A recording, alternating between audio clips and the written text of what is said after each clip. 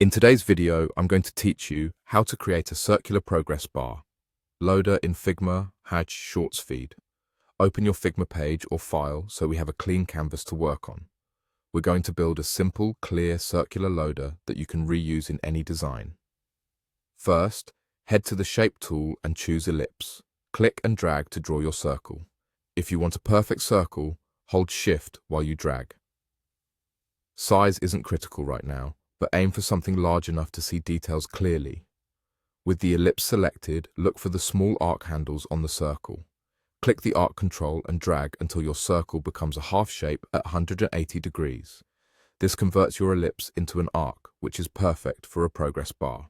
Drag the arc handles again to adjust the start and end angles and refine the shape. Think of this like setting the progress amount. For example, a smaller sweep suggests a lower percentage, while a larger sweep suggests higher progress. Keep this first arc as your completed portion. Now duplicate the arc so you can build the rest of the circle. Use copy and paste or the duplicate shortcut. Position the duplicate so it lines up with the original and completes the ring. If it helps, rotate the duplicate by 180 degrees to align it perfectly. When both arcs come together, you'll have a full circular form made of two halves. With both selected, you can combine them to keep the structure tidy. Grouping or using a union operation will make them easier to move and scale. Next, apply color. Select the first arc and choose a vibrant color for the progress portion. Then select the second arc and pick a more neutral tone for the background portion.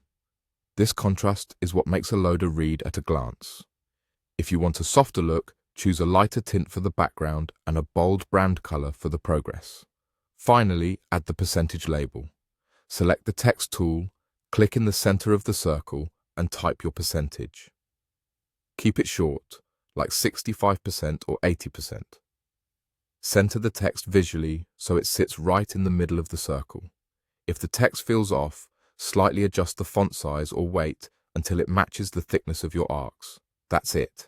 You've opened your page, created an ellipse, turned it into a half shape, refined it, duplicated and combined it into a full circle, colored each part, and added the percentage label. Save it, reuse it, and you're ready to drop this loader into any frame.